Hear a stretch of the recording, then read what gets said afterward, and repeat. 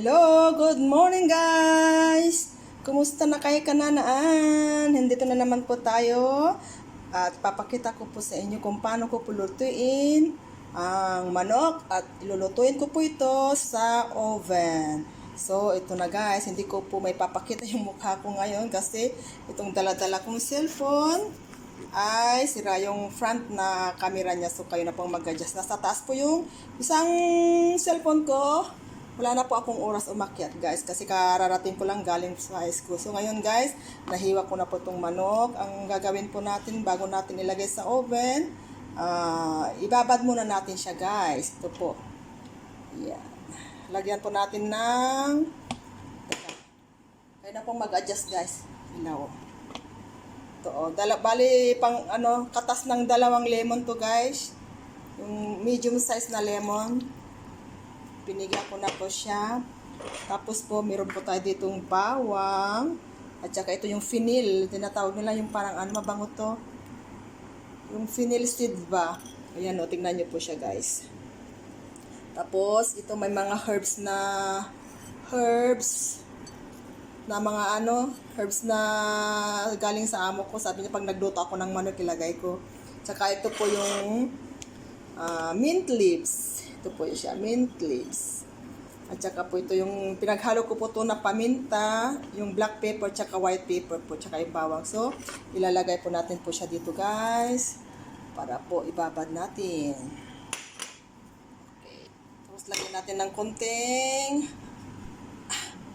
oyster sauce. Saglit. Ayan, saglit lang po, may isang kutsara lang po siya guys. Adjust na kayo po ngayon kasi malikot tong kamay ko dahil hawak-hawak ko po. Dahil hindi ko po makita, hindi ko po siya ma-stand. Cannot afford pa po yung pambili ng stand ng phone. So, kayo na pong mag-adjust. So, pagkatapos nyan, lagyan po natin ng light sauce po. Light sauce siya guys. Yan lang po.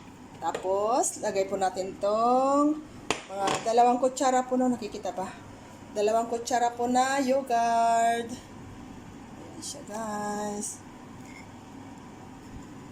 So, haluin po muna natin siya guys. Ayan guys. Tapos lagyan natin ng konting asin guys.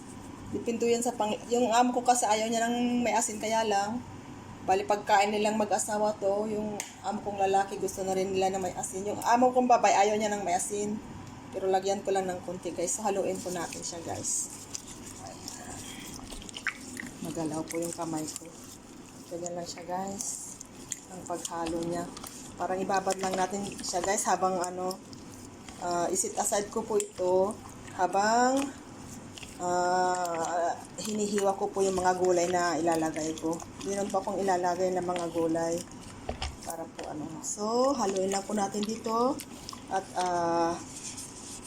sit aside lang po siya guys. So, standby muna po tayo. So guys, ito na.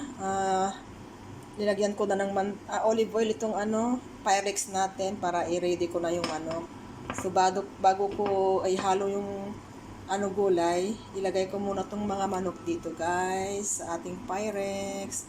Ihilira lang po siya guys. Ayan po.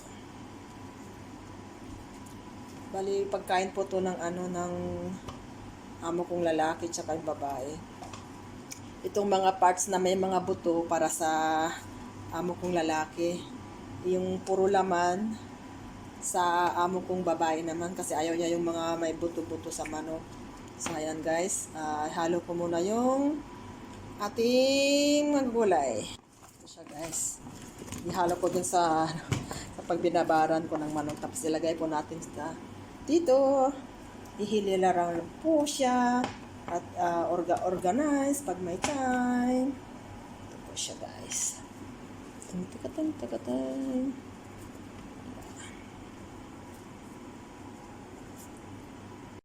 Ayan na guys. Ilagay ko yung mga gulay. Tapos ipaibaba ko itong sibuyas. Dekorasyon din po pag may time. Tapos guys, kung may natirang ng sabaw, ilagay po natin. Kasi nandito lahat yung lasa. Tatakpan po natin siya guys ng aluminum bago po natin ilagay sa oven. Saglit lang po. Guys, pag natakpan po na natin ng aluminum, lagyan po natin ng konting butas-butas po para pag sumingaw po siya, hindi po pupunta sa gilid-gilid para hindi po magdumi sa gilid. So, lutuin na po natin siya guys. Nagpainit na rin po ako dito sa oven. Ilalagay ko na siya ngayon sa 200 lang po. Yung baba tsaka taas po yung ano niya, yung apoy niya. Ilagay na natin po sa oven. Okay. Wait po natin siya ng isang oras po siya. May timer po ito para di. Ayan po, isang oras po siya guys. Para i-check po natin. Ngayon kung 110. Ayan po siya guys. Pag ganito po, pag naabot, nag-ring na po yung timer natin, check po natin kung luto na po siya. Pag hindi pa po luto, adjust na lang po tayo. So, wait po natin guys.